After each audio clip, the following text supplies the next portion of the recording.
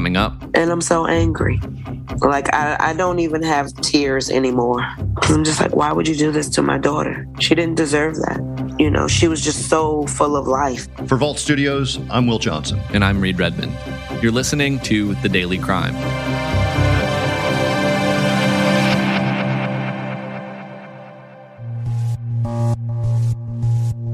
I can count on one hand, with a couple fingers left over, the number of times where law enforcement has had to grapple with the impact of a serial killer. A suspected serial killer, referred to as the shopping cart killer, is behind bars in Virginia. He's linked to at least 4 deaths, and police say possibly more. We have a serial killer. The good thing is he's in custody. And in Texas, a criminal investigation into a sheriff who's had this message to share with criminals in the past. So if you commit a crime in Real County, we have every intention of bringing you back and holding you accountable.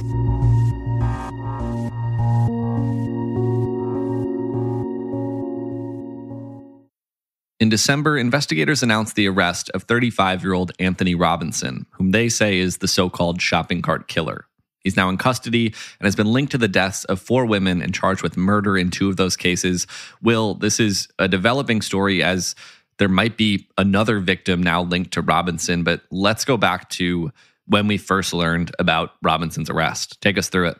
Reed, police from multiple jurisdictions held a press conference in December and announced the arrest of Anthony Robinson.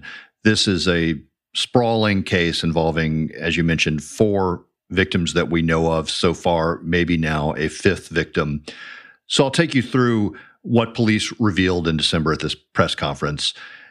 So first off, they announced that Anthony Robinson was charged in November with the deaths of 54-year-old Elizabeth Redmond of Harrisonburg and Tonita Smith, 39-year-old woman from Charlottesville. And what they revealed at that press conference was that investigators had found their bodies, the bodies of these 2 women, a short distance from each other, toward the end of November, on November 23rd, in an open lot in Harrisonburg, Virginia. That's all was according to Harrisonburg police. They were found very close together, but from what police could tell, their death took place at different times. And now what's become an important piece of evidence in these 2 cases and in the other ones is that a shopping cart was found nearby. Later in November, on November 30th, Metro DC police noticed that the last known person that they had been investigating, it was a missing persons case, had actually had contact with Robinson. They had the cell phone records for this woman who had gone missing in the DC area. And they contacted the police in Virginia and said, we have this evidence, this information, maybe there's something here. Investigators would ultimately end up identifying 2 additional victims in the DC area. How did that come about? Right. After some more detective work and police work, they were able to locate the bodies of 2 more women. Now, as it turns out, that woman who I mentioned, who had disappeared in the DC area, they learned that she had actually taken the metro from DC on September 3rd. So this was back, before November, back in September of last year. She disappeared. Cell phone records show that she was in touch not only with the suspect in this case, but that she was seen with him at a DC metro stop. The suspect was seen with this woman. Her name was Shine Brown, 29-year-old woman from Washington, D.C., and they were seen on video surveillance at the same location on the night of her disappearance. So after a lot of investigative work, police were actually able to trace a lot of this back to a place called the Moon Inn in Alexandria, Virginia. And not far from that location, they actually found Shine Brown, this 29-year-old woman, and the body of another woman who was later identified as Stephanie Harrison, a 48-year-old woman from Redding, California. And both of their bodies were found in the woods not far from this Moon Inn in Alexandria, Virginia. They were found in a plastic container near a shopping cart. So once again, that's that shopping cart and why he's being dubbed the shopping cart killer. So according to police, the killer inflicts trauma on his victims before killing them and then transports them to where he then leaves them. And he transports them in a shopping cart. And there is actual video to that effect. So a lot of the evidence here has been video evidence and also cell phone records. Police say that some of the evidence they've collected points to how their suspect was allegedly meeting or luring his victims. Can you tell us about that? Right. He allegedly used 2 dating sites. Plenty of Fish and Tagged are the name of these dating websites. Here's what police had to say. Our major crimes detectives are looking for anyone who may have interacted with Robinson on these dating apps or any other dating apps. During that press conference back in December, investigators indicated there might be more victims out there. Just recently, they identified a 5th possible victim, this time again in D.C., right? Right, and I'll tell you about that case. But here's police at that press conference back in December already being very clear that this suspect might have more victims. Dating sites, motels, blunt force trauma, shopping cart, final resting place. He's killed 4 already, and we suspect that he has more victims. And so that brings us to a woman who police found dead near Union Station in D.C., who could be a 5th victim. This was back also in September. A 40-year-old Sonya Champ was found near Union Station, and her body was found inside a shopping cart. She was actually covered with a blanket, and she was inside this shopping cart. So again, once police knew about this shopping cart connection across these cases, they were able to say, well, maybe this one is connected as well. That has not been confirmed as a victim, but they're looking into it. It's just such an awful, awful case, and it sounds like there's likely more to uncover. Is there anything else you can tell us at this point about the suspect here, about Anthony Robinson? That's an interesting aspect to the case in that police have said this suspect has no significant criminal history. Here's more from police speaking at that press conference in December. So probably not remarkable to serial killers going back many years in many other places across the country, a remarkable absence of a criminal history, a remarkable absence. So that's why we're going to need help from family, friends, associates, employers, neighbors, anyone who can shed a little bit of light on Anthony Robinson's profile. Do you know what he did for work or anything like that? I think he was pretty transient. I think he had many jobs over the years. But again, that transient nature is going to, or has rather, prompted us to figure out where he's been over the last several years. And this, like you said, this could go back.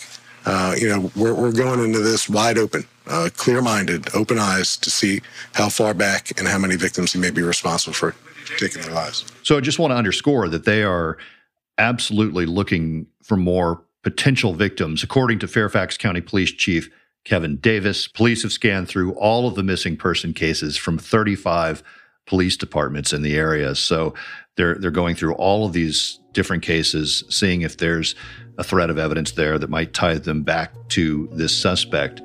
And just finally, the suspect is in custody. 2 counts of first-degree murder in addition to 2 felony counts of concealing, transporting, or altering a dead body, according to authorities, and we may hear about more charges soon.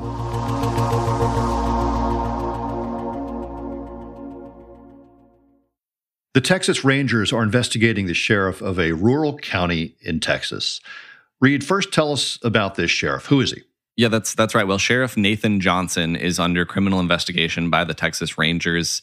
He's the sheriff of Real County, which is a county in Texas, one you maybe haven't heard of if you're not from the area. It has a population of around 3,000. So, a tiny county in terms of population. Actually, back in 2020, our partner station, KENS 5 in San Antonio, did a story on a task force that was set up in Texas to help small counties like Real County that don't have a ton of resources. And at the time, we heard from Sheriff Nathan Johnson. He said he had 4 deputies, and here's a clip from that 2020 story.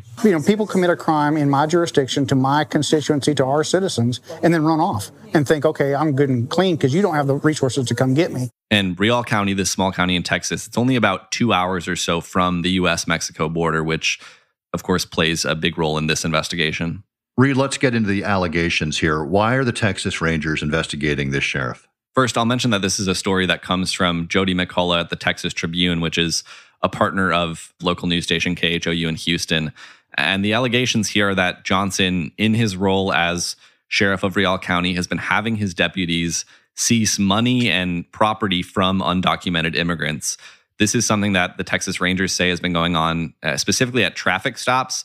And what they've told the Texas Tribune is that Sheriff Johnson admitted to seizing money at traffic stops on a regular basis before he would then turn these individuals over to U.S. Border Patrol agents. And To be clear, that the victims here are not being accused of any state crimes, so there doesn't appear to be any reason for a county sheriff to be seizing property. Incredibly disturbing allegations if this all turns out to be true. Reed, what other insight can you give us on the investigation? Well, the big thing is that it still seems to be a really active, ongoing investigation. According to search warrants that were obtained recently by the Texas Tribune, the Texas Rangers raided 4 different Rial County Sheriff's Office locations just last month in December. We also know that the investigation from the start was focusing on 2 specific incidents, traffic stops. The first was from May of 2021, where body camera footage showed Sheriff Johnson directing deputies to cease money in a truck from a group of undocumented immigrants. And importantly, that footage actually came from a deputy from a neighboring county. And in that case, the money that was taken was apparently going to be filed as abandoned cash and then from there deposited into the Rial County General Fund.